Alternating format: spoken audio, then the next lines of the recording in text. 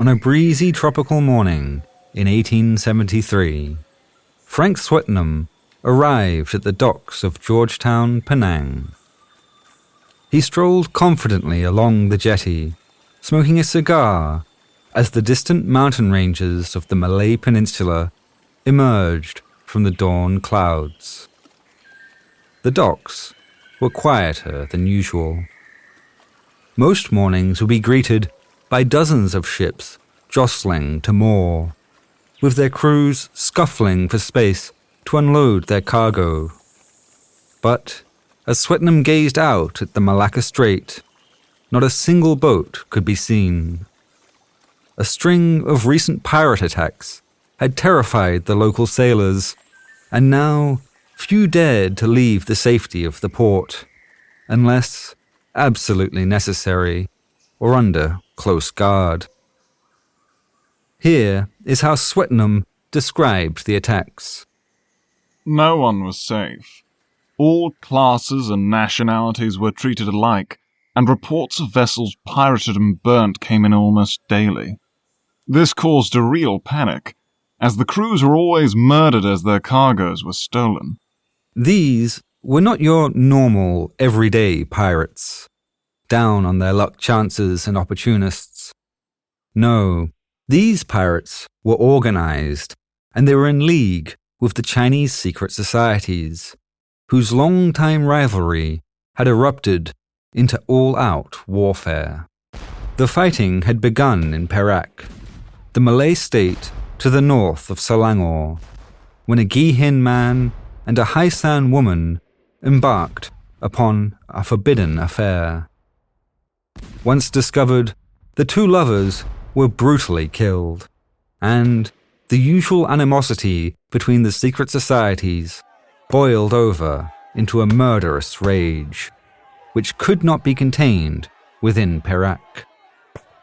The violence spilled out into the Malacca Strait as the Gihin and the Haisan turned to piracy, smuggling weapons in from Georgetown and plundering any boat that looked even remotely like it belonged to a rival faction. To the British, this was a total breakdown of law and order, and it was the reason Frank Swetnam visited the docks that morning. He was preparing to embark on a dangerous mission. He and about a dozen other British volunteers had taken it upon themselves to restore peace to the Malacca Strait by commissioning a steamship and declaring themselves pirate hunters. The goal of these pirate hunters was to head to Perak, to identify any suspected pirates and, if possible, arrest them so they could be brought back to a British court of law. But upon arriving in Perak, the pirate hunters discovered that the coastline was nothing but mangroves and mud, traversed in every direction by deep water lagoons, which made it impossible for their steamship to approach the shore. So they were forced to take to the water in a small rowboat, which offered no protection from the scorching sun or the tropical rainstorms that broke out every night. As the pirate hunters scoured the coast, they glimpsed several suspicious boats, but were never able to row fast enough to catch up with them.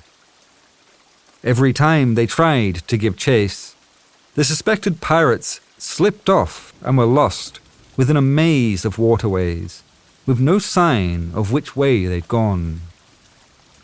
This fruitless search became a routine for the men. To Frank Swetnam, it seemed hopeless, until one evening he spotted a sure sign of piracy. As darkness fell, we saw flares and gunfire splash the night sky. Clear evidence that pirates were at work. This sight urged our rowers to great effort, but though the sea was calm, we made only slow progress. By the time we reached what we judged to be the scene of the affray, there was nothing to be seen of either pirates or their victims.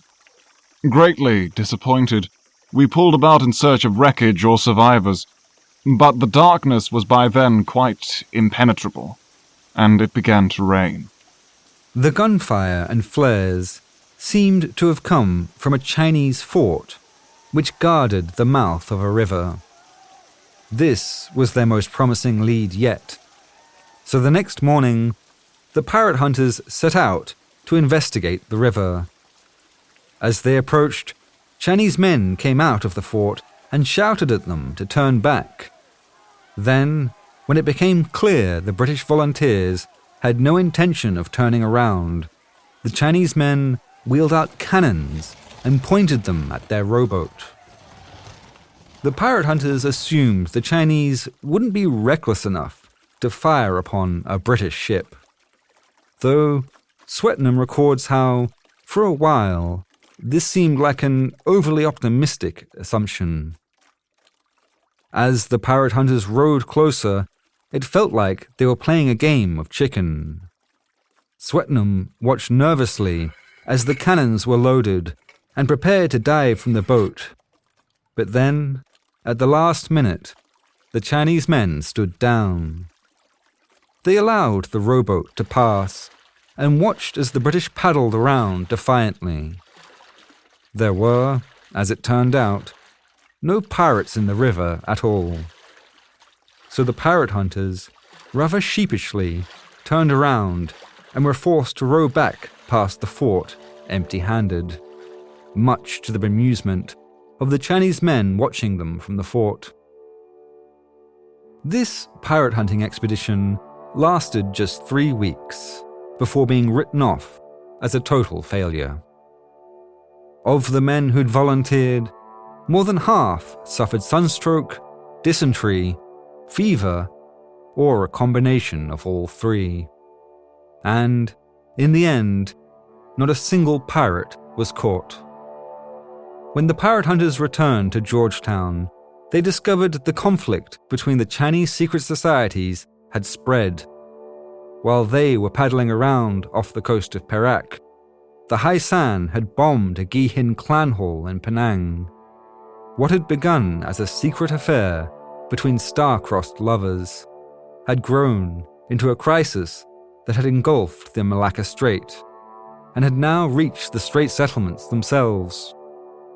It was only a matter of time before the British Empire intervened. And when it did, Frank Swetnam would find himself thrust into the very heart of Malay politics. My name is Jesse Onslow, and this is Amok in the Jungle, a podcast about the extraordinary lives and struggles of Kuala Lumpur's earliest pioneers. Over the course of 8 episodes, this first season explores the early history of Malaysia's capital city, when Kuala Lumpur was still little more than a tin mining camp. It's a story about power, greed, and the relentless urge to bring order to chaos. In the last episode, Tunku Kuden was declared as the Viceroy of Selangor and made friends with the British lawyer J.G. Davidson. Meanwhile, Kuala Lumpur fell to Raja Mahdi and his rebel army, forcing Yap Ah Loy to retreat to Klang. In this episode, a new British governor arrives in Singapore with a drastic plan to end piracy in the Malacca Strait. This is episode 4, the Pangkor engagement.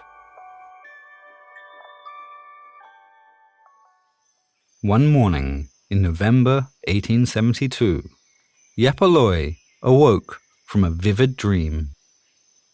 He'd seen his dead mentor, Capitan Shin, walk through a curtain of fire and tell him that a man named Chin would deliver him a new weapon. A weapon so devastating that it would bring Yap Ah Loy victory and help him reclaim Kuala Lumpur. The last thing Yap Ah Loy remembered was Capitan Shin's curious smile. And then he woke up.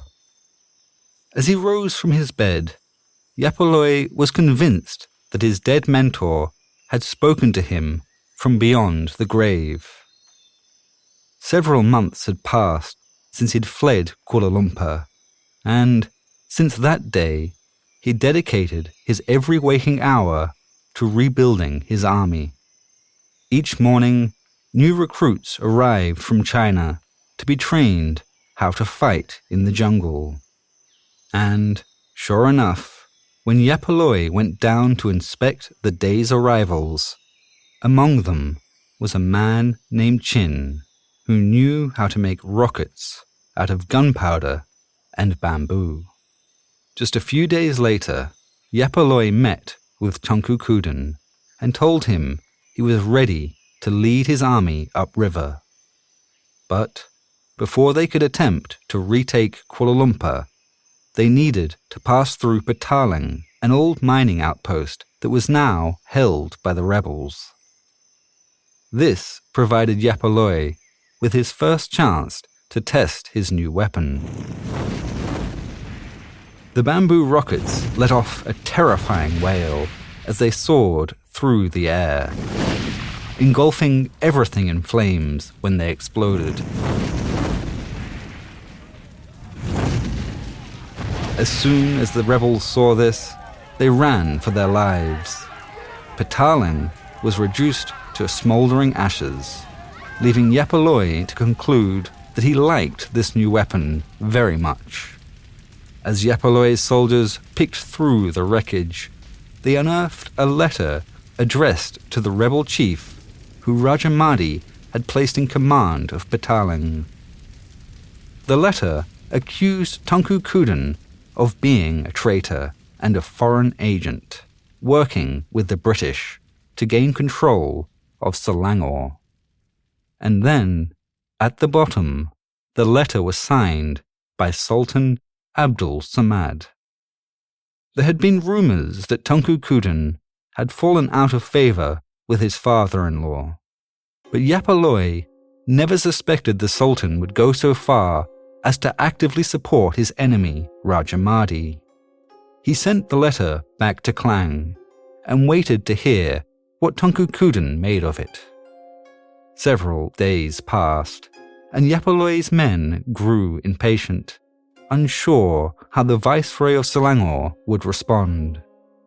When the reply finally came, it simply told Yap Ah Loy to wait, while Tunku Kuden tried to decide if they should continue fighting without the Sultan's support. But by this point, Yap Ah Loy had already made up his own mind. He needed revenge against the rebels and ordered his men to march on. It was December, and the monsoon rains had begun by the time Yap Ah Loy's army finally reached Kuala Lumpur.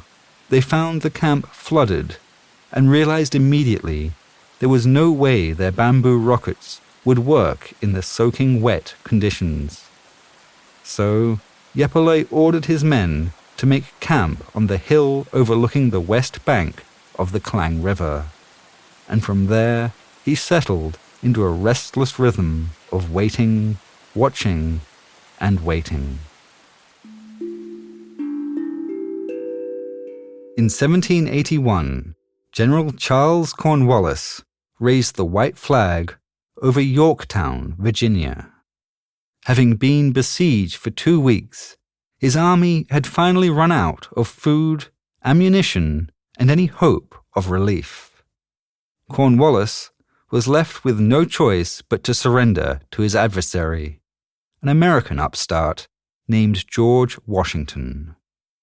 This defeat marked the final, decisive battle in the American War of Independence, and also the beginning of Britain's colonial ambitions in Southeast Asia.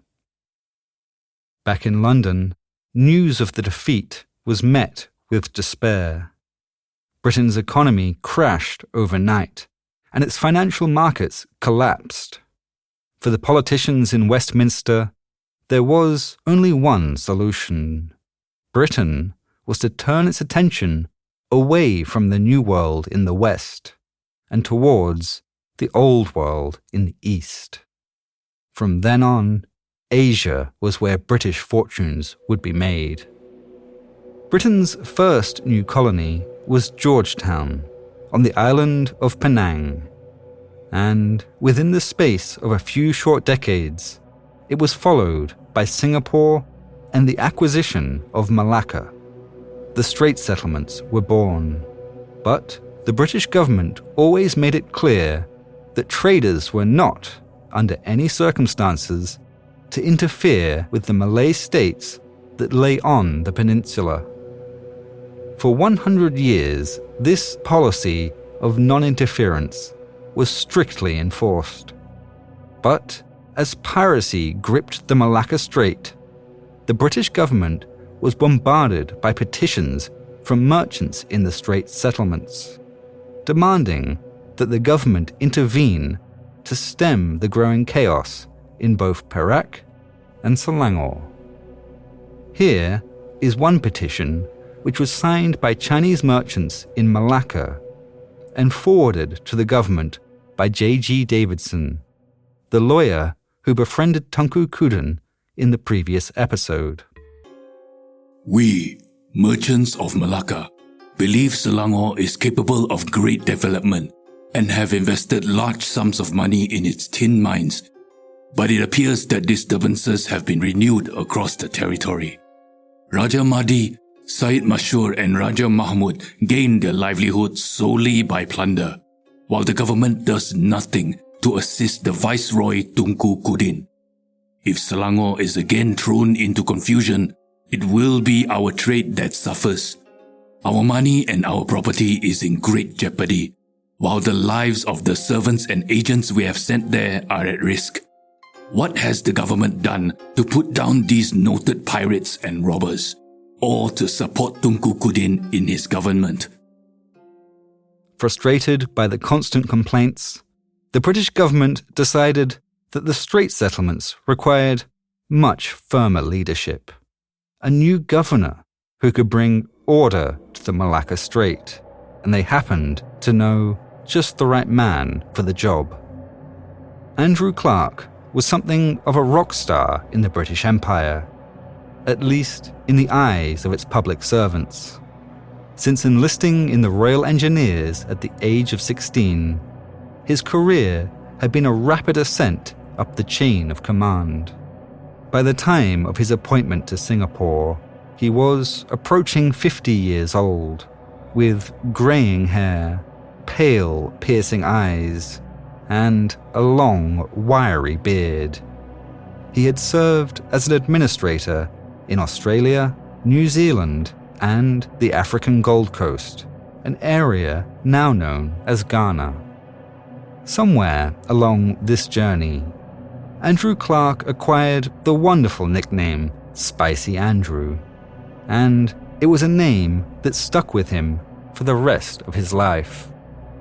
Spicy Andrew was sent to Singapore with a letter in his pocket, which outlined the responsibilities of his new role. It is an important part of the duties of the Governor of the Strait Settlements to conduct the relations between the British government and the Malay states. The anarchy which prevails and appears to be increasing in parts of the peninsula, and the consequent injury to trade and British interests, render it necessary to consider whether serious steps should be taken. Her Majesty's government has, it need hardly be said, no desire to interfere in the internal affairs of the Malay states, but looking towards the long and intimate connection between them and the British government, we find it incumbent upon us to rescue those fertile and productive countries from the ruin which has befallen them. I request that you carefully ascertain the actual conditions in each state and report how the colonial government might promote the restoration of peace and order.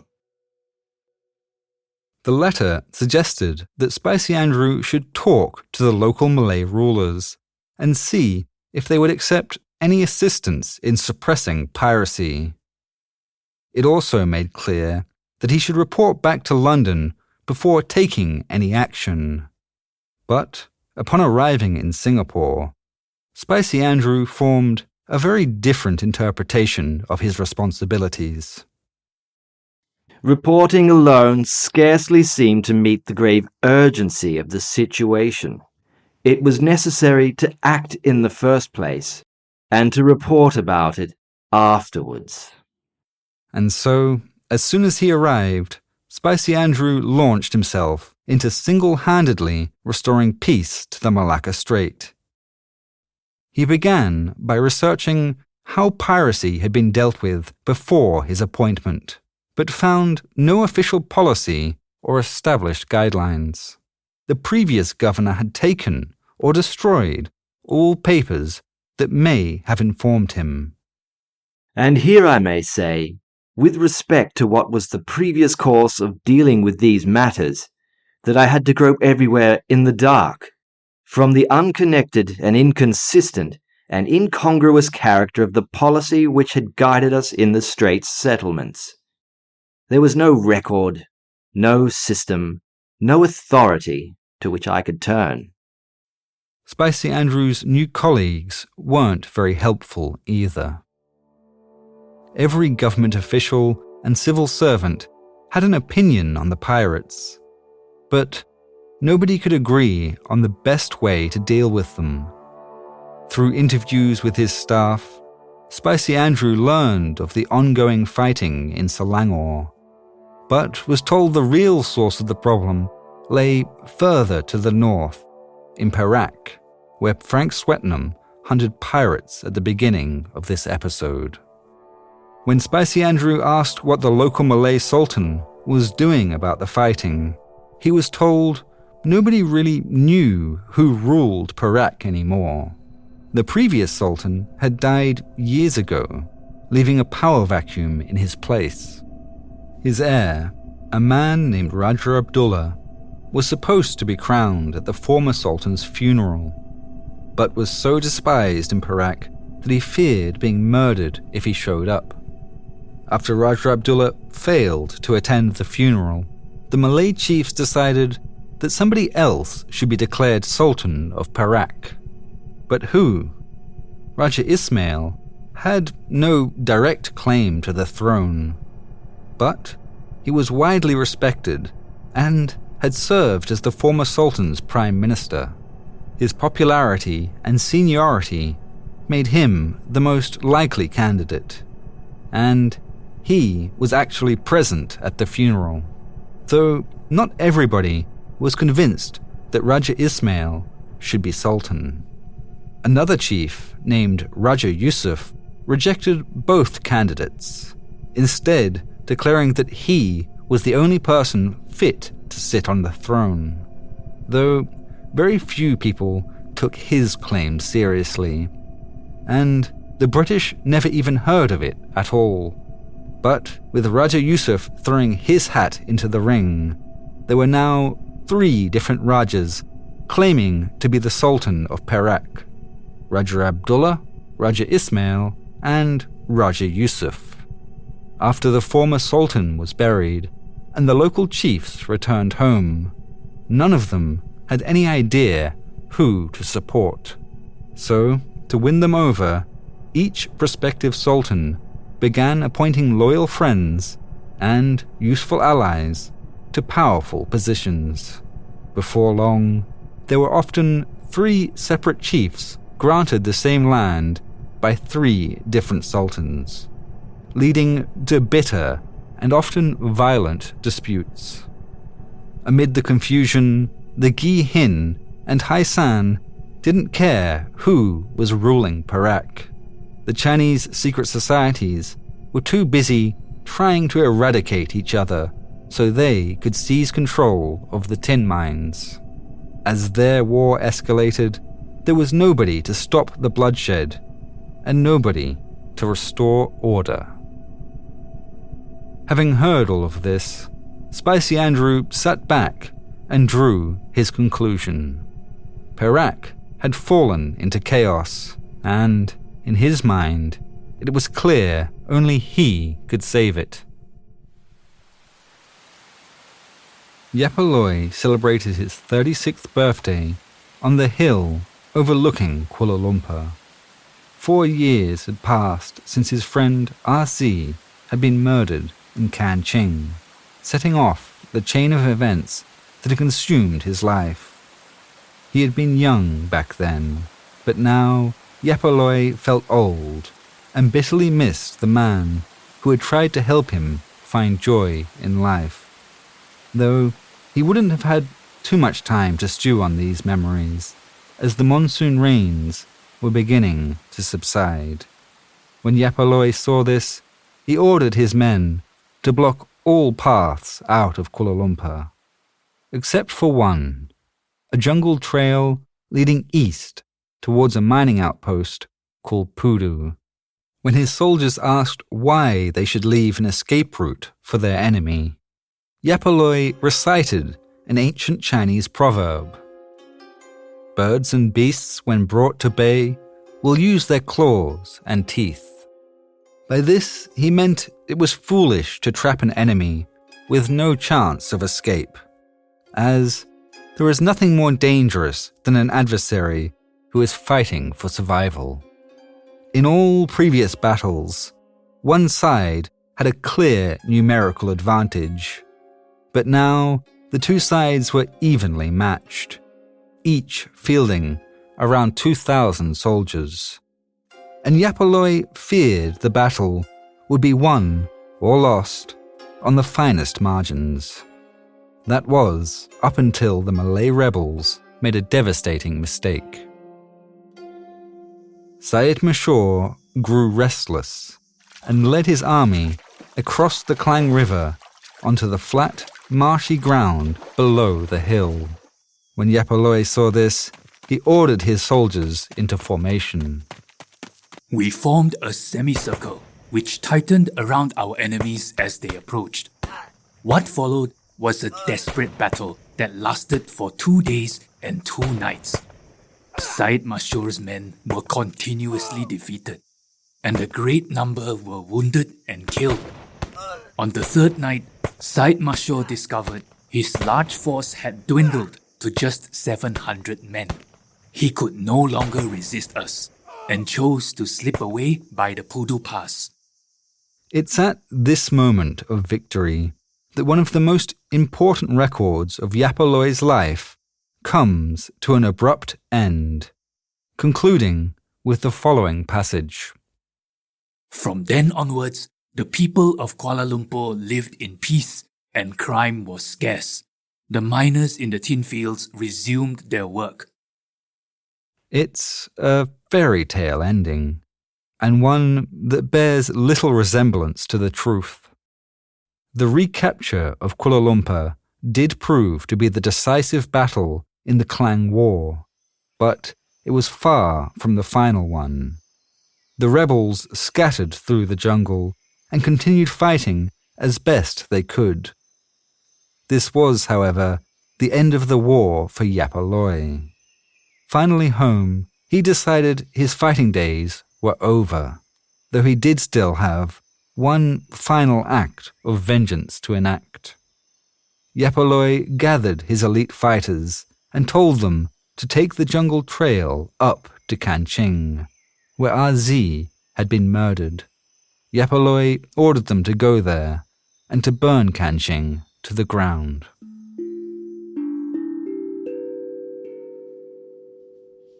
What is the best way to colonize a country? How should it be administered once it's colonized? Should it be annexed or bound by diplomatic treaties? Should the existing rulers be kept or replaced? Spicy Andrew was no stranger to these types of questions.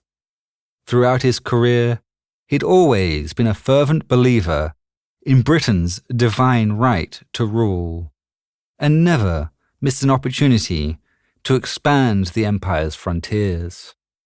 As governor of the Strait settlements, he had only been instructed to talk with the local Malay rulers and see if they would accept any support suppressing piracy.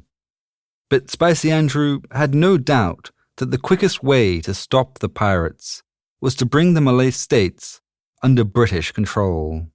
His problem was that the 100-year-old policy of non-intervention prevented him from colonizing Malaya, and he had no real justification for overturning it. Then, at a dinner party in December 1873, Spicy Andrew met a man who said he could provide him with a justification. In his memoir, the British merchant William Reed recounts his conversation with Spicy Andrew at the dinner party. When the guests were leaving, the governor asked me to stay behind to have a talk. As was natural, the conversation turned upon the unfortunate position of affairs in Perak. When I asked whether he intended to move quickly on the matter, he informed me that he was ready at a moment's notice, but lacked the key to the door. In response, I said I could provide it to him within a fortnight. That same night, I drew up and had translated into Malay a letter to be signed by the Sultan of Perak. By Sultan of Perak, Reed was referring to Raja Abdullah, the heir who had missed out on becoming Sultan after failing to attend his own coronation. As it happened, Raja Abdullah was an opium addict, and Reed knew this because it was his Chinese business partner who supplied him with the drug. Together, Reed and Spicy Andrew drew up a plan to pressure Raja Abdullah into inviting the British to intervene. When his next shipment of opium arrived, Raja Abdullah was given a letter and told if he didn't sign his name to it, then he wouldn't get any more deliveries of the drug. Here is what the letter said. We request that the British governor aid us by inquiring into the Perak disturbances with authority so that they shall cease. And if the country is restored to peace, we desire to settle under the sheltering protection of the English flag. It is our hope to make a treaty of lasting friendship with the English government. We also ask for a man of sufficient abilities to show us a good system of government for our dominions, so that our country may be opened up and bring profit, as well as peace and justice. The letter arrived back on Spicy Andrew's desk a few days later, and he wasted no time after seeing Raja Abdullah's signature. Instead of reporting the development back to London, he immediately announced a diplomatic conference on an island off the coast of Perak called Pangkor.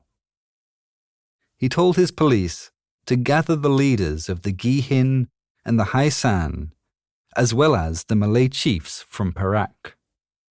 Spicy Andrew's plan was to agree a truce between the Chinese secret societies and settle, once and for all, the matter of who was Sultan of Perak, although he was only aware of 2 of the 3 men claiming to be Sultan in the country. Spicy Andrew ordered Frank Swetnam to track down Raja Abdullah and Raja Ismail, but still had no idea about the 3rd man, Raja Yusuf. The British had never even heard of him, so he was never invited. Frank Swetnam set off on his mission at once. Having begun the year hunting pirates off the coast of Perak, he now travelled deep into the country in search of its most powerful men. He failed to find Raja Ismail, but did manage to send a letter inviting him to the negotiations. Raja Abdullah turned out to be much easier to find, although Swetnam took an instant dislike to him. Here is a scathing description Swetnam wrote of the man. He is short and spare for a Malay, his distinguishing features being a large, ugly mouth with a downward turn at the corners and an almost perpetual expression of extreme discontent. His vanity is inordinate, his extravagance continually leads him into difficulty, and he smokes opium to excess and to the neglect of all his duties and his interests. Moreover, he lacks courage and seeks counsel from men of no standing, whose only thought is of their own profit. Over the coming days, the various groups converged on Pangkor Island. First, the Chinese secret societies, then the Malay chiefs, and finally Swetnam turned up with Raja Abdullah. When Spicy Andrew arrived, his steamship was flanked by not one, but 2 Royal Navy gunboats.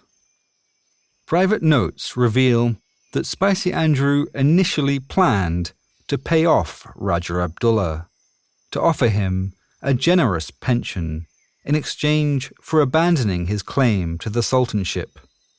But after meeting Raja Abdullah, it seems he had a sudden and unexplained change of heart. We will never know exactly what was said in the private meeting, but we do know that immediately afterwards, Spicy Andrew told Frank Swetnam to begin drafting a peace treaty. The Pangkor engagement, as Spicy Andrew called it, outlined his drastic solution to the piracy that had rocked the region. Remarkably, brokering peace between the Chinese secret societies proved to be the easiest part of the negotiations. Spicy Andrew told them that the British government was prepared to invade Perak, seize the tin fields, and leave them with nothing. Faced with the prospect of losing everything, the Chinese secret societies gritted their teeth and agreed to play nice. Settling the matter of Perak's next sultan, on the other hand, proved a little less straightforward. However you look at it, Spicy Andrew had no power to crown the sultan of a foreign land. But that wouldn't stop him from getting his own way. He asked the Malay chiefs to vote on who they wanted as ruler, though they never really had much choice in the matter. Throughout the discussions, Spicy Andrew used bullying, blackmail, and threats of violence to ensure the chiefs voted how he wanted. One chief later claimed he believed Spicy Andrew would have killed anyone who refused to do what he wanted.